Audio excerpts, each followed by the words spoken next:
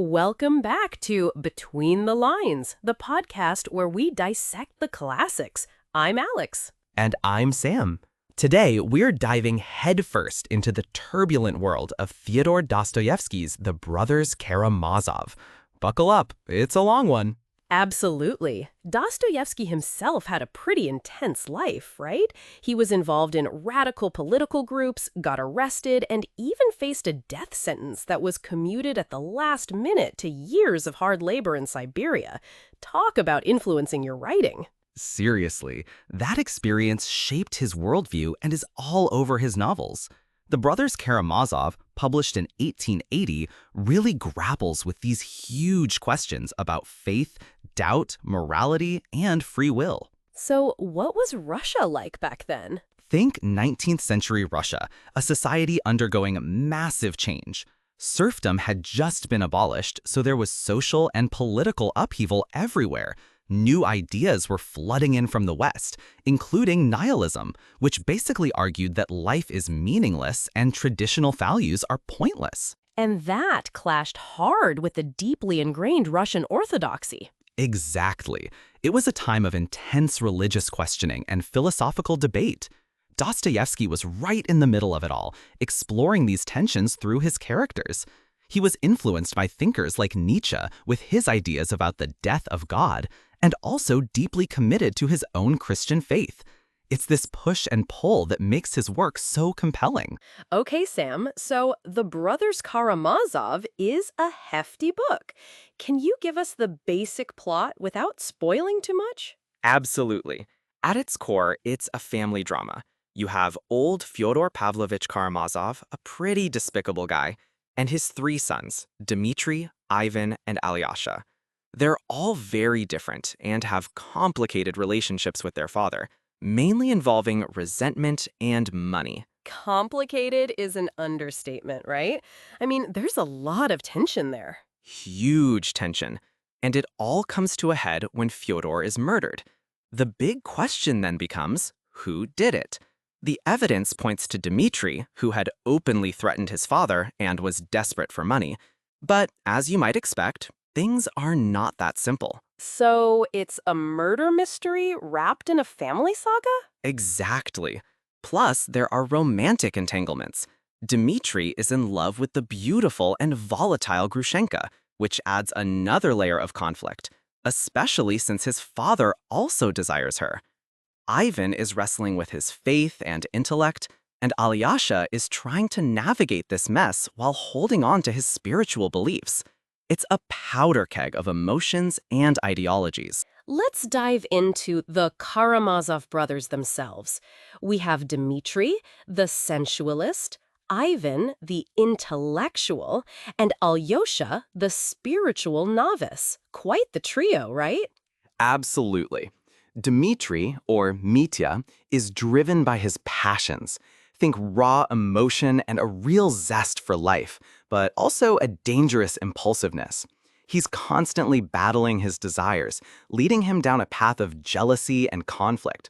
It's like he's living by the equation desire plus opportunity equals trouble. And then there's Ivan. He embodies rationalism, questioning everything, especially faith. He's the one who famously says, if God does not exist, everything is permitted. It's a chilling thought, isn't it? He uses logic as a shield against belief. Exactly. Ivan's intellectualism leads him to a crisis of faith. He can't reconcile the existence of suffering with a benevolent God. Now, Alyosha is the complete opposite. He's compassionate, deeply religious, and committed to a life of faith and service. He's studying to become a monk under Father Zosima's guidance. So we have these three brothers, each representing a different facet of human nature: passion, reason, and faith. And their conflicting worldviews really drive the central conflict of the novel, don't they? It's like a philosophical tug-of-war playing out within one family. So, Sam, let's dive into some of the big themes Dostoyevsky grapples with: free will, morality, and the ever-present tension between faith and doubt. Absolutely. It's like he throws these massive questions at us and then watches how his characters respond. Take Dmitri, for example. His passions and impulsiveness constantly lead him down a path of moral ambiguity. Exactly. Dmitri's choices, driven by his desires, highlight the consequences of unchecked free will. He chooses to act on his impulses, and that leads to, well, we won't spoil it. But then you have Ivan wrestling with doubt. His intellectual arguments against faith are a direct challenge to traditional morality. And Alyosha, in contrast, embodies faith and attempts to live a morally upright life. But even he faces moments of doubt and temptation. It's this constant push and pull that makes the novel so compelling. It really showcases how our choices define us, doesn't it?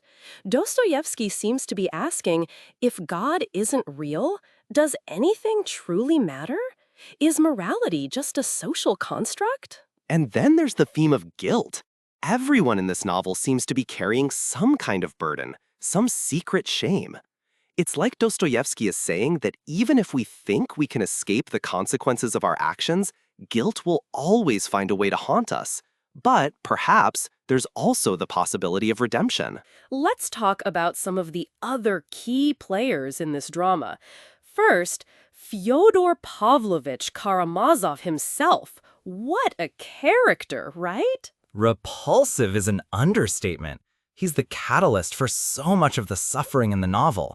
A neglectful father, a lecherous old man. He embodies selfishness. He's almost a caricature of moral decay. Exactly. And then there's Smerdyakov.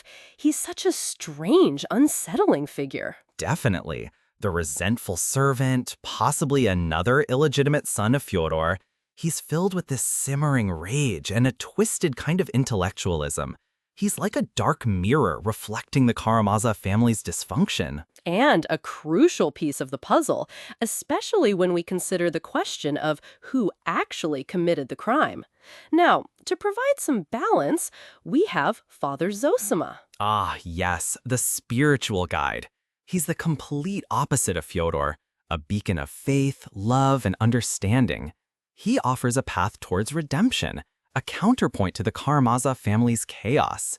His teachings on active love and personal responsibility are central to the novel's message. Absolutely. He represents the possibility of spiritual awakening.